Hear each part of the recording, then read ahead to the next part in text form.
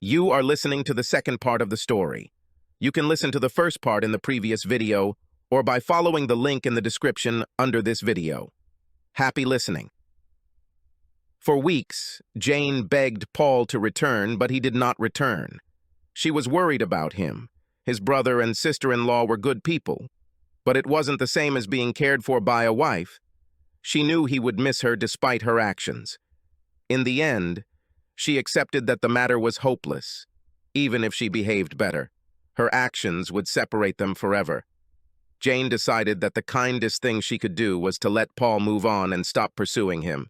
Despite her actions, she was sure that she loved him, and that meant letting him go before she hurt him further. They had to keep in touch because of the children, and they managed it very well, getting along well with each other. There was no talk of divorce, but they agreed to continue paying half the mortgage each and treat the house as an investment, selling or buying it back when either of them wanted or needed it. Despite refusing to return home, Jane was surprised that Paul dealt with his anger and resentment so quickly. She deserved and expected even more attacks and accusations. Then it dawned on her what could be causing this. "Are you dating someone? Maybe Sharon?" "Sharon? Where did you get the idea? You always got along so well and she showed interest." "Is it true?" "I had no idea. Either way, she's dating someone else. And I think I'm dating Marie." "Marie, the receptionist at your job? Oh my God, she might only be 35. Paul snapped back. "She's older than your Will anyway." Jane's initial irritation immediately evaporated and she paused, trying to collect her thoughts. "Sorry, Paul, she's a good girl, and I hope everything works out for you." This is just the beginning. Paul and Marie went on several dates. Paul wondered if his problems were related to Jane's lack of interest and desire for him. There was no doubt that the two of them had spent most of the night enjoying a wonderful and exhausting time together. The mention of Marie made Jane realize that Paul was moving on. Having come to terms with the fact that he would not return, her social life took off. She began seeing Will regularly, and sex continued to be a revelation to her. She loved feeling wanted and being the center of his attention. Jane discovered that she liked to flirt and that she was good at it. Many guys were very interested, especially after they found out that she had broken up. Her wardrobe has completely changed. Will always begged her to wear tight clothes, usually a skirt or dress that showed off her assets, and high heels. They enjoyed shopping for lingerie. He bought her a range of costumes, including a sexy maid outfit and a nurse uniform, complete with stockings. Jane allowed him to take photographs of her in these clothes. In 22 years of marriage, she had never asked for sex. It dawned on her that she had missed out on so much with Paul. If she had been more open with him, they could have explored all these things together. It was entirely up to her, and Paul, being a kind and respectful guy, never insisted on it. She remembered him trying, but chalked it up to him being a typical sex-obsessed guy. Now she wondered how much of her lack of effort influenced Paul and made her open to a man like Will. Talking during sex was new to Jane, but it really turned her on. Will asked if she liked it. What does she want? What does it feel like? And she reciprocated his feelings, asking if he liked it. After that, she laughed at herself. After many years spent in a sexual dungeon, she really loved sex. She wasn't in a serious relationship with Will, and she knew he was still seeing other women. So when the handsome young guy at work, Rob, flirted with her, she encouraged it, and eventually he plucked up the courage to ask her out, and she readily agreed. When she arrived at the restaurant, her companion's mouth opened wide. Her usually professional business suit had been replaced by a black velvet dress with a halter neckline that showed off her cleavage. She really liked his reaction, but for the first 10 minutes he could barely speak due to his nerves. Jane placed her hands on top of his. "Relax, honey, we're just friends, just chatting. There's no need to impress me. I like you anyway, and tonight will be your chance to score points." After the initial shock, it worked, and Rob relaxed, and they had a pleasant evening. They walked through the front door together, kissing passionately, their hands free to explore each other's bodies. Jane tore Rob's shirt off and ran her hands over his chest, abs, and jeans. With their mouths still pressed together, Jane pulled down his trousers and helped him out of the rest of his clothes. She pushed him onto the bed and slowly undressed in front of him, enjoying the fact that his eyes burned with desire and did not leave her body. Removing her dress, Jane revealed a matching bra, thong, and suspender belt, complete with silk stockings. She only took off her thong before laying down on him. "Do you like what you see, Rob?" "Yes, you are like a goddess." "That's good, baby, because this goddess likes you and really needs good sex." For the first time in her life, Jane felt the pleasure of being more assertive and aggressive. She really enjoyed taking things into her own hands. In the following months, Jane dated other guys. One of them asked her to date, but she said it was too early for her. In reality, she still only had one person she thought about in that way. Jane and Will continued to experiment and even tried to switch with Helen. It was no surprise that Helen liked new. He was an exceptional lover and well-endowed. Helen, after all, was not exaggerating, and Jane did not deny it, taking full advantage of it. She wanted to do the night again, but Will seemed a little jealous and rejected the idea. She did not insist, thinking that she could come to an agreement with Helen. All this was a revelation to Jane, whose sex life had been rather sparse in her marriage. Despite this, she longed for the intensity of love she shared with Paul. No one but him came close to this. She missed just talking to him. She often started a conversation, and only then realized that he was not there. Seeing the places where he sat and imagining what he would have done if she had not betrayed him, she often cried, it hurt her to be without him. Jane was surprised when Paul knocked on the door one day, looking very embarrassed. She invited him in and made coffee. "I need to ask you a favor, Jane." "Of course, about anything."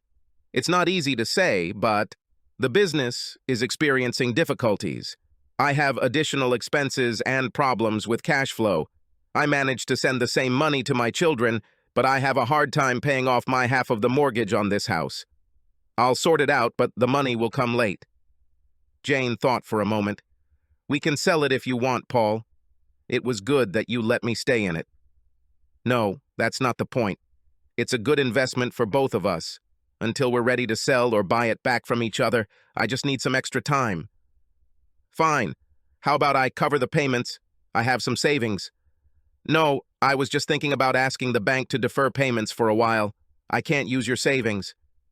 Jane smiled, knowing that was exactly what Paul was going to say. They may not have been together, but she knew him better than anyone else. "Paul, for many years you provided for our family and never let us down. Compared to this is nothing. Nothing at all, I insist." Paul looked awkward. "I don't think... It's somehow wrong. Honestly, I'm glad I can do this. I have no doubt at all that you will sort everything out. You always do. I'll be happy to give you money. Well, call it a loan, if it helps." Paul seemed to be deep in thought. "Maybe a loan, but we need a written agreement to make everything official." Jane smiled. "As you wish, Paul. You are the most honest person I have ever known. You will do what you say. You will return the money to me. And you have already started thinking about paying me interest.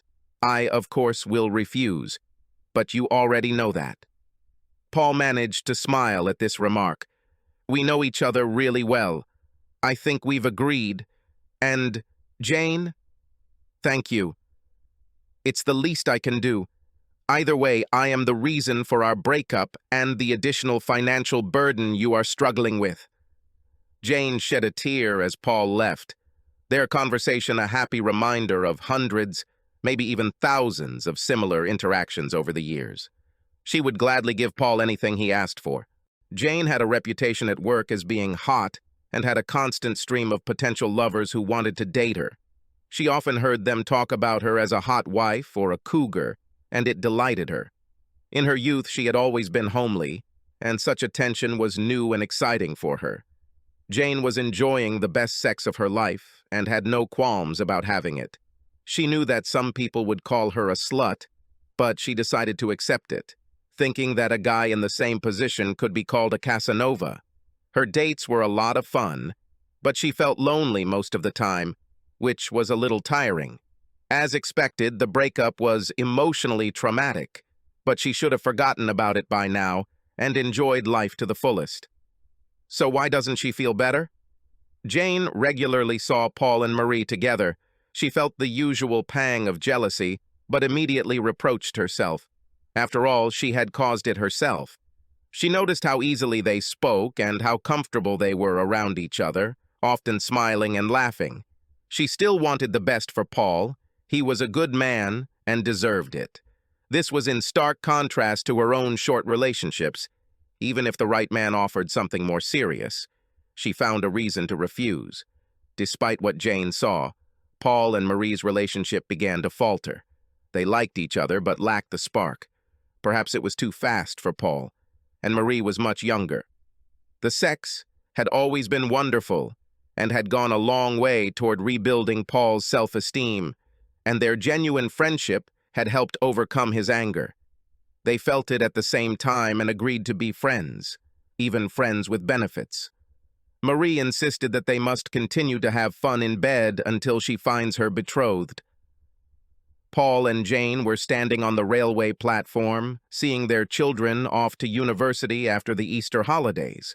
They spent time with both parents getting used to the new routine, and everything went relatively smoothly. Jane smiled at Paul. "Would you like to have some coffee?" Of course, why not? After the story about the children, there was an awkward silence. Everyone lost in their own thoughts. Jane filled in the blank. "I'm really sorry that things turned out this way, Paul. Still love you, and I ruined everything. Was it worth it? Did you find what you were looking for?" "It's hard to answer. I've lost so much with you, but I have to admit that I enjoyed exploring other things." Paul laughed. "By other things, you mean a lot of sex with hot young guys?" Jane smiled. "I'm glad you can laugh about it, Paul. This is partly true, but I miss friendship and communication." Paul frowned. "So that's what we were to you in the end? Friendship without attraction or desire?" Jane was shocked. "No. Why do you think so? You've never been so interested sexually, that is? Then another guy came along and suddenly you couldn't resist, and now you can't seem to get enough." There were tears in Jane's eyes. "Please don't ever think like that. I have always loved you and still love you. I took our relationship for granted and didn't put any effort into it. There were always more important things that I put first. Children, friendship, myself. Don't ever think that I didn't love or want you. If we had done what you advised, I think we would still be together. It revealed a side of me that I never knew I had. It's a shame I didn't discover it with you." Paul was surprised by Jane's answer. She seemed sincere. He was still trying to process her comments when she continued. "I'm glad you're experiencing everything with Marie. I don't have that. Communication mixed with the fact that you obviously can't keep your hands off each other. She is a lucky girl, and I am truly happy for you both. The floor fluctuates. Yes, everything is fine, but it's more like friendship with benefits. Hilarious, but I hope she finds someone she can settle down with and love completely." Jane was surprised. "And it's not you?" "No, unfortunately, I don't think so. She needs someone her age. We're still friends and our sex is fantastic, but neither of us has that feeling. It's hard to explain. There are so many great things about our relationship, but something is missing." Jane sighed. "Yes, I remember this feeling. We had it before I lost him. She's an idiot for letting you go. Isn't there anyone else?" "A few dates, but nothing serious. I can't find a partner." Jane's thoughts began to race, and before she had time to consider all the consequences, she blurted out, "Maybe you should date me."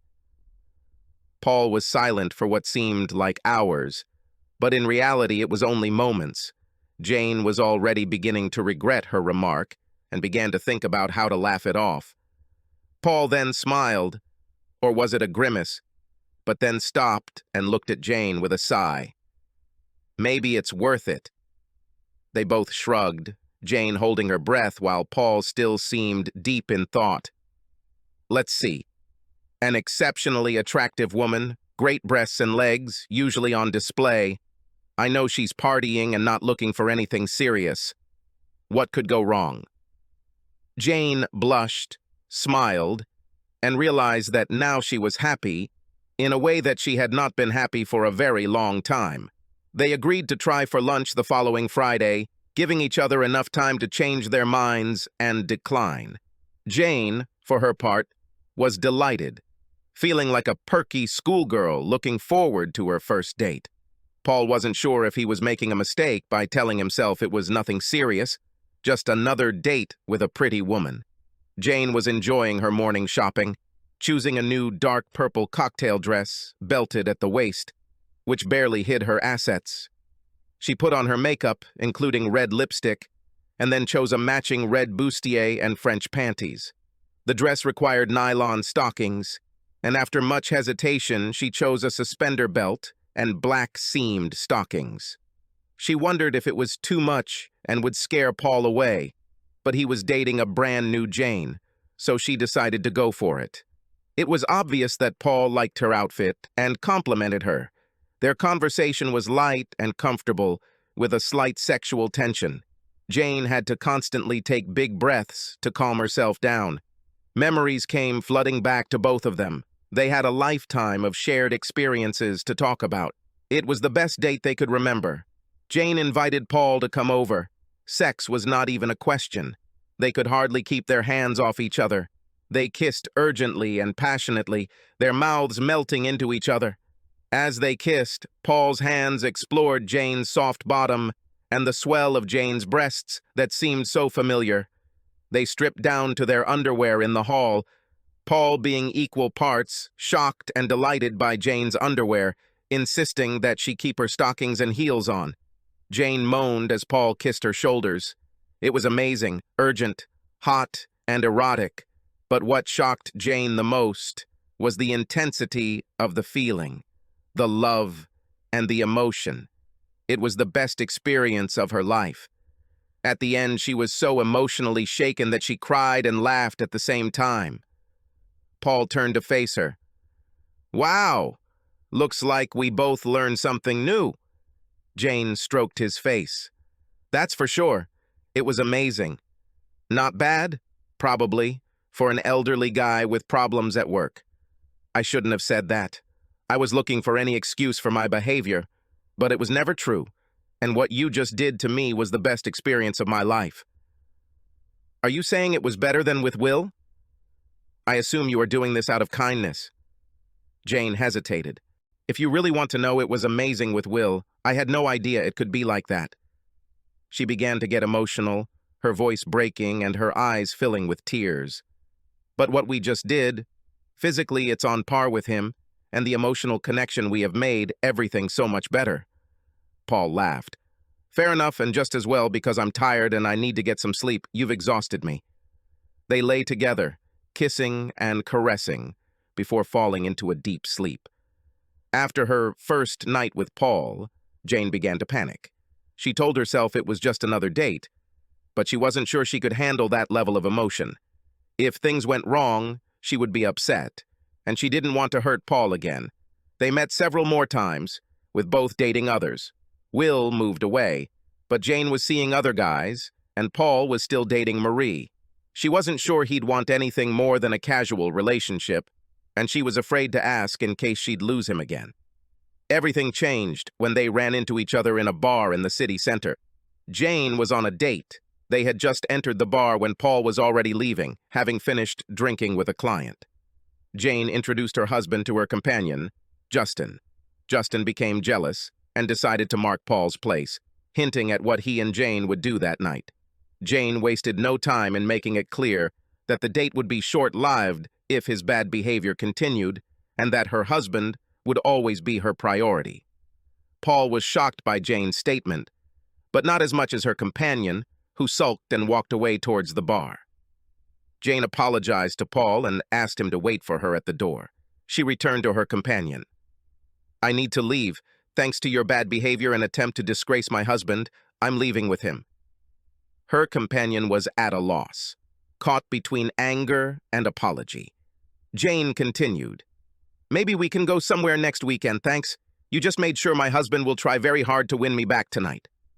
Oh, and don't ever ask me to choose. He will always win."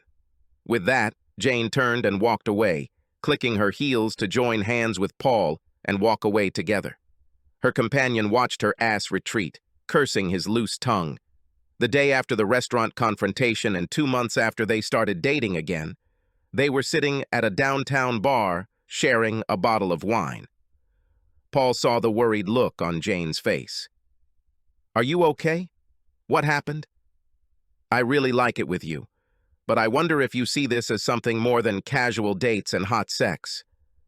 "I don't know, to be honest. I like it too, but maybe it's better not to force things. I loved that last night you left your boyfriend for me and said that I was your priority. You will always be like that. I know I haven't shown it to you in the past, but you have always been my one true love. I enjoy dating and sex, but still feel pretty lonely. I don't have what you and Marie have, someone to share with. Actually, Marie started dating someone and we stopped, and I'm planning on moving in. Where? I think to my brother, although Cindy, his wife, is expecting a child." Stupid idea. At first she couldn't bring herself to say it, but then she blurted out anyway and couldn't stop. "Are you thinking of moving in with me? Well, not as husband and wife or anything like that, but as a boarder or... Actually, you're still a co-owner, so you have every right to move in. Anyway, if you want... The offer still stands. We could be friends or something." The last remark was accompanied by a nervous wave of her hand before Jane's voice trailed off. "Friends with benefits?" Paul asked, with a big smile on his face. "Absolutely. We're still married anyway, so you have the right to do that." "I guess that makes you a sexy wife and makes me some kind of trash," Jane laughed. "I don't think that's true, considering how much you talk about it, and the fact that you left me as soon as I cheated with Will. I think we could give it a try. I know what I'm getting into, and as long as we're honest with each other. I enjoy being with you, and I always have, but I don't want to go back to that grumpy, borderline depressed housewife. I still want to date others, and I insist that you date too, otherwise it won't be fair." Paul smiled, remembering. I always liked that housewife, and in my eyes you were never clumsy. I know, it was so unusual, and I was a damn idiot. I let you down and ruined our marriage. I don't want to hurt you again." Paul tried to weigh the consequences before giving in. It was too much for his brain to handle. "To hell! I think we can try." Paul moved in with her with the idea of using the spare room, but that idea was abandoned on the first night, and they shared their old bedroom. The sex was as emotional as it was exciting. They quickly returned to many of their old habits. Everything was familiar and comfortable. Despite this, both were nervous about new relationships and continued to date others, although the frequency of this had decreased significantly. Their sex life developed rapidly. They experimented in ways that had never been possible in marriage. Jane thought about Paul's comment about the hot wife. She was wondering how she, an ordinary middle-aged housewife, married to a completely normal and loving husband, came to have so much sex with different partners. Just 9 months ago, her sex life would have been considered vanilla. The path was not easy. But was she satisfied that she had completed it? She still didn't know the answer. Over time, Jane cut back on her excesses, enjoying spending more time with Paul. Her dates had dwindled to once a month, usually with the nervous Rob, her first lover since Will. She was happy to see his newfound confidence and how he had matured, crediting her for helping him along the way. There were also difficult moments. Both felt a little awkward preparing for dates when the other was in the house. Just this evening, Paul caught Jane getting ready for a date, fastening her stockings to her waist with suspenders. This caused them both to hesitate and try to calm their surging emotions. One night, while lying in bed, Jane apologized again for her girls' night out with Helen. "Are you still seeing her?" "Not often. Sometimes. Things didn't work out between her and New, and now she's working a lot." "Did she tell you that she asked me out on a date?" "Never. When did it happen?" "She called several times and apologized for her role in what was happening. About a month after I left, she asked if I would consider dating her in the future if we didn't get together. She offered to leave New and said that I was exactly the type of guy she had always been looking for. I was shocked. She was a beauty, and it was a much-needed ego boost. Helen said I was stupid to risk losing you for Will, but it seems she was serious. Were you dating her then? No, not then, but I ran into her a few months later and, well, you know. Oh, wow. I think you had a good time. Helen is stunning and great in bed. Paul raised his eyebrows. Do you know that too? Maybe, Jane laughed. I experimented a lot after we broke up. You didn't meet her anymore? No, she offered, but it seemed to me that we were too close. If I couldn't trust you, then Helen couldn't trust me. That, and the fact that she had your back. Jane fell silent. I hate to think that I made you lose trust in others. Helen was my best friend. She tried to warn me that I was getting too close to Will, but she didn't stop me. She was happily married for many years until her husband cheated on her. She's not a bad person. I can't blame anyone else. It's all because of me. They were sitting comfortably watching TV when Paul's phone rang. It was Sharon, sobbing uncontrollably. He couldn't make out the words, but it was obvious that she had broken up with her fiancé. Paul apologized to Jane and went to Sharon. It took several hours to find out the whole story of the breakup. The guy left her for his ex. For Sharon, all this came as a complete surprise. Paul hugged her and told her everything would be okay. She was so upset that he feared for her safety. He managed to calm her down and put her to bed, and ended up staying in the spare room and calling Jane to bring her up to speed. Jane supported him and arrived the next day with lunch and cans of ready-made soup. When Paul noticed all the jars, Jane smiled and said that was all she ate during their breakup. She barely ate anything else for 2 months. Paul was surprised that Jane was so upset. He assumed that she had continued her new exciting sex life the very next day after he left. They maintained daily contact and helped Sharon through her long, slow healing. Eventually, Paul convinced her to start going to the movies with him again. She loved movies, especially reruns of classics from the 50s. This led to her spending other evenings with him, eventually including murder mystery evenings peppered with characters from Agatha Christie novels set in the 1920s and 30s. Jane's dating stopped as Rob found himself a new girlfriend. He thanked Jane for everything she had taught him, and she wished him luck in his new novel. Sex more than satisfied her needs, and she found that she wanted, that it was possible, to be faithful. She knew she still loved Paul and had never loved anyone else. In their previous life, as she described it to herself, she took him for granted.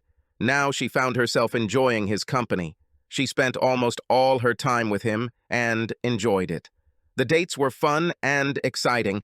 Paul was interesting and good company, and a consistent man you could count on. She was jealous of him for Sharon, but took it as further evidence of what a good person he was.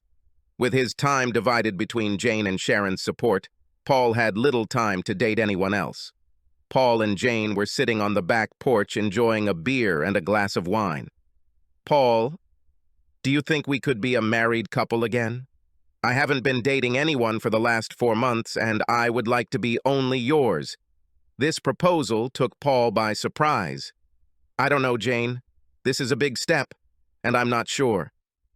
I love you, Paul, and I want you back completely. I need to think. Can I take some time? Of course. As much as you need. Just know that I am always there and have always loved you. A week later, they were sitting in the same places again. Do you regret the past, Jane? Paul waited, intrigued to see how Jane would respond. No, now you are in my life again. I'm sorry for how things happened and how I treated you. I fell in love with Will, and all Helen's stories about New made me feel like I was missing something in my life. I can blame age and menopause, but I became very selfish and let you out of my sight. I never thought that you would leave me. I wish we had explored more together years ago, and it was my fault. I'm glad I found that sexy side of myself, but I wish it was just between us. It took a long time before Paul responded, I still bitterly regret it. We made the best of a bad situation, but I lost the security of my marriage and my trust in people. I still don't think I've fully recovered, and I need to do that. Jane was shocked. She assumed that Paul would react positively. After all, Everything was going well between them. Life together was wonderful, and they both undoubtedly benefited from the experience. You can trust me, Paul. You know that I stopped dating, and I will always be honest with you. You were honest for the first time. You knew what you were doing. You knew how it would affect me.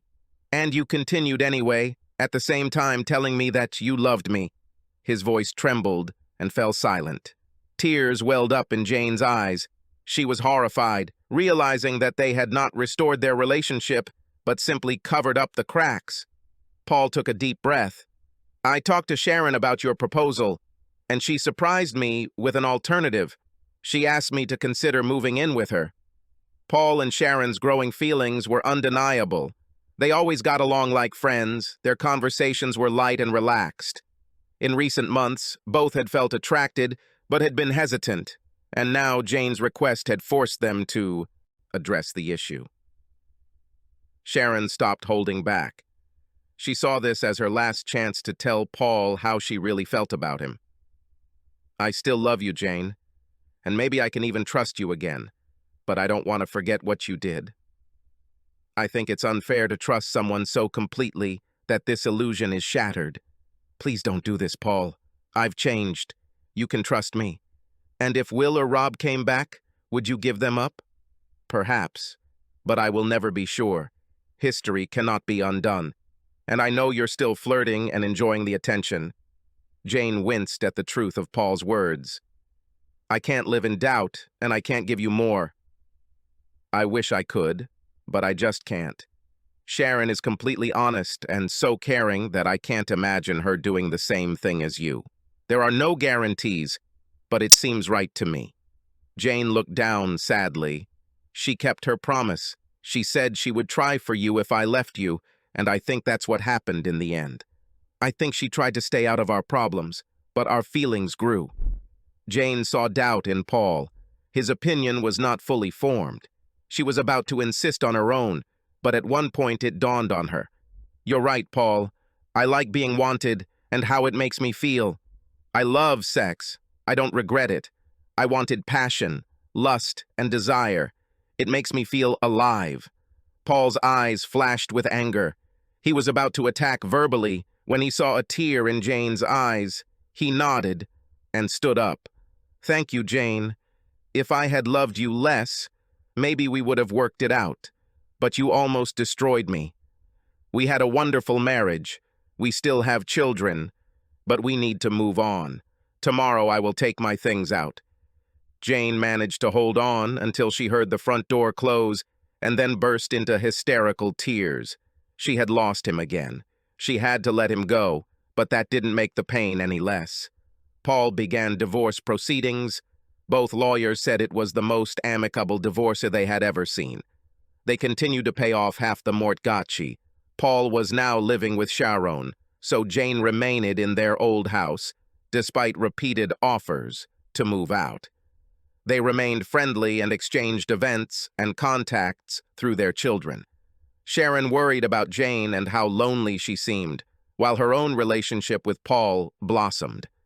Jane started going on dates again, but it wasn't the same anymore. The excitement was gone. She wanted what Paul and Sharon had. She saw firsthand how they spent their days and nights together and how they fit together so naturally. She tried really hard to be happy for them, but she couldn't shake the bitter aftertaste. What pained her most was the holiday. Jane and Paul had made a list of places to visit from the years when the children were small and they couldn't afford holidays. Now Paul and Sharon had visited these places together and planned others. 6 months later, Paul and Sharon got engaged. This event and the fact that they saw each other so often became too painful for Jane. She moved into an apartment, selling their old house and splitting the proceeds with Paul. Jane was still looking for someone to settle down with, but this person seemed elusive. People their age had all sorts of baggage and were quite rigid. It didn't help that she now had a certain reputation that attracted suitors, but none who were looking for a serious long-term relationship. 3 months later, an invitation to a wedding followed. Jane could not bring herself to go along with it. Despite the support of the children, they were happy for their father and stepmother, whom they knew and loved so well. Jane sat and thought again about how she had thrown Paul away. Maybe there is a natural justice to this after all. Her selfishness and greed deserve the half of her life that she lives. Subscribe to our channel so that your second chaff doesn't cheat on you, and go ahead and listen to the next story, because this story is nothing compared to the next one. If you're under 18, don't even think about listening to the next one.